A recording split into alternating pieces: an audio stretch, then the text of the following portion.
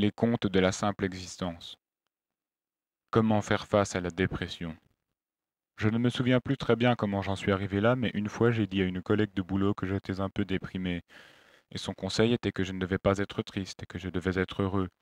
Elle m'a ensuite dit que je ne devrais pas penser aux mauvaises choses, que je devrais plutôt penser aux bonnes choses à la place, et que dès que elle est triste, elle ne pense qu'à des fleurs, des arcs-en-ciel et des toutous mignons, et que demain il allait faire beau. Elle m'a dit d'essayer et que ça irait mieux. Heureux, heureux, heureux, heureux, heureux, heureux. Ensuite, pendant 2 mois, elle m'a envoyé des emails avec des photos de chatons. J'ai aussi parlé d'un truc similaire à ce gars que j'avais rencontré en soirée. Et il m'a dit qu'il fallait juste que j'oublie tout ça, qu'il fallait que je me change les idées, que je m'éclate un peu, et que ça lui minait le moral de me parler. Après, il m'a dit qu'il n'avait pas voulu me blesser, mais que bon, j'étais quand même un peu un boulet. J'ai eu un prof qui m'appelait jeune homme, et qui m'a dit que je n'avais pas de motif à ma morosité, puisque j'avais des habits sur le dos, un toit au-dessus de ma tête et à manger dans mon assiette, et que quand il était gosse, son père avait 3 boulots et que pourtant c'était dur de s'en sortir, mais que lui et sa famille étaient des gens fiers et qu'ils étaient l'un pour l'autre.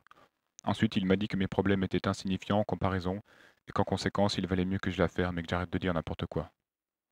Ma sœur m'a dit qu'elle était aussi en dépression, et qu'elle pensait qu'elle avait gâché sa vie, et qu'elle pensait à toutes les choses qu'elle aurait dû faire, et que maintenant c'était trop tard, et que la vie ne sert à rien, et que c'était comme si toutes les autres personnes de la Terre étaient sur un joyeux bateau qui était au large et qu'elle était condamnée à rester sur une île déserte. Finalement, ce mec que je connaissais au lycée m'a dit que quand t'étais dégoûté, le truc qu'il fallait faire, c'était de la muscu. Parce que si tu fais de la muscu, tu deviens baraqué, et après tu peux avoir une belle bagnole et niquer des meufs. Il m'a dit que c'est ce qu'il avait fait, qu'avant c'était une crevette, mais qu'après il s'est mis à faire de la muscu et que quelques mois après il était baraqué, puis il s'était acheté une Ford Mustang, et maintenant il niquait des meufs.